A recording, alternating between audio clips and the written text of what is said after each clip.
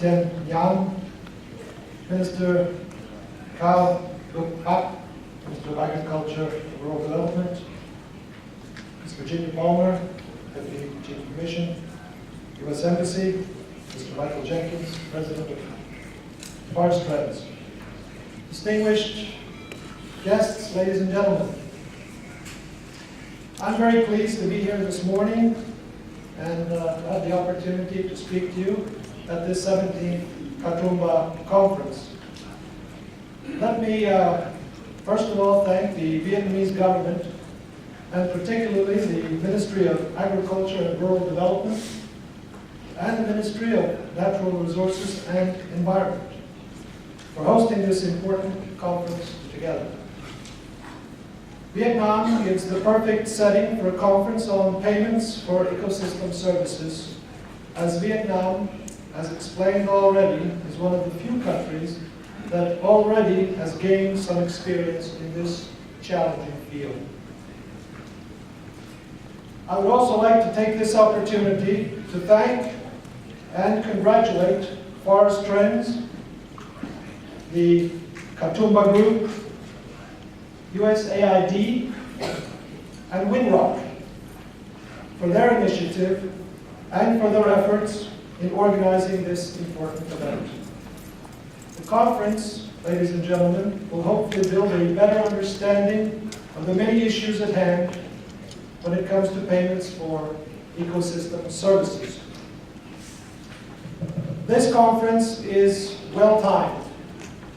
As you all know, COP15 in Copenhagen did not give us the necessary legally binding agreement we hoped for, and more importantly, we needed. Therefore, it is crucial to strengthen the joint efforts to advance climate change adaptations and not to lose momentum in areas where we can act immediately. In this context, this conference on payment for ecosystem services is of immense importance. The conference can give us much needed information on how we can better manage and conserve our meager natural resources, as well as how to improve livelihoods. And it can be influential in the way that we all act. Setting up a transparent, equitable, and fair system of payment for ecosystem services is a complex undertaking. Therefore, systematic efforts to learn lessons and share best practices will be a key element. The conference can enhance our efforts by learning from each other what does and what does not work. The Copenhagen Accord called for the immediate establishment of a mechanism to reduce emissions from deforestation and forest degradation. That call was answered, as explained by Mr. Pak, in Oslo in May under the Climate and Forest Conference. We are happy that we now have an agreement on an interim REDD+ partnership, and that $4 billion is being made available for REDD+ in the years 2010 to 2012.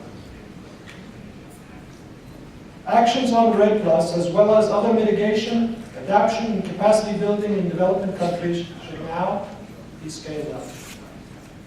The REDD Partnership Agreement will hopefully improve country-driven efforts to establish an infrastructure that can support the coordination of REDD+ actions.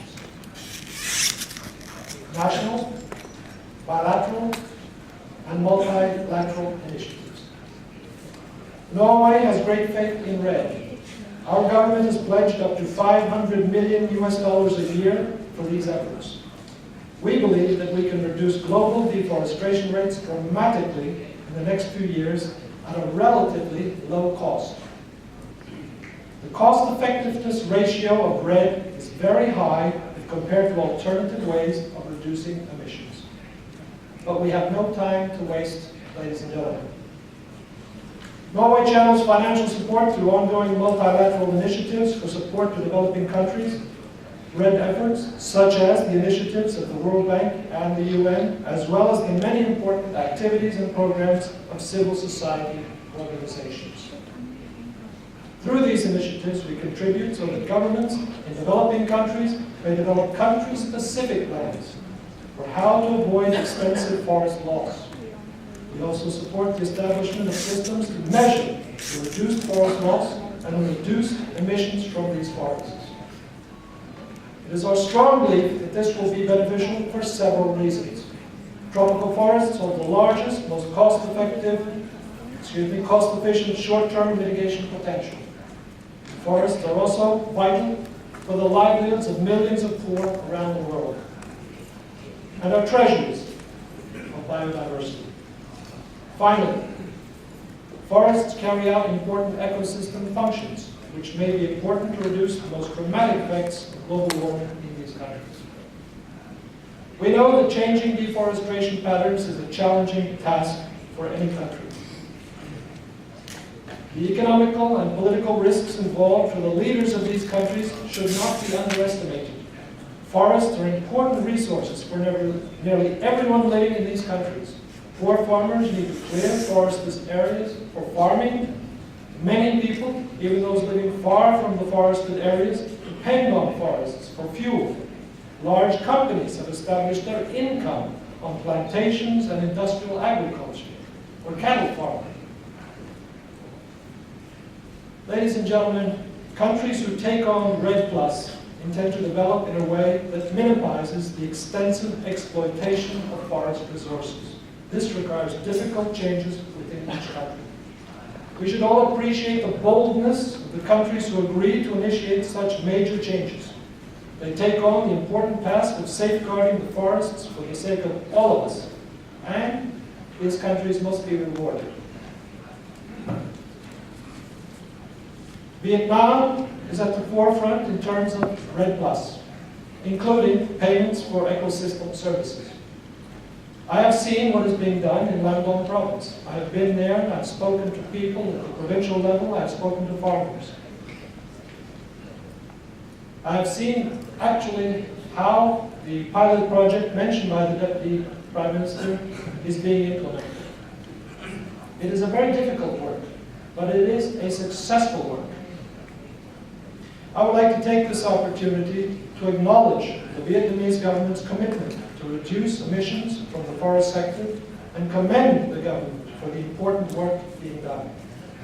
Through these efforts, Vietnam contributes significantly to the international efforts to include reduced emissions from deforestation and forest degradation in an international agreement on REDD.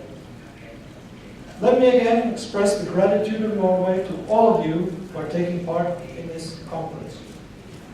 I look forward to follow the progress and process of Vietnam and other countries in the efforts to protect the environment and improve people's lives.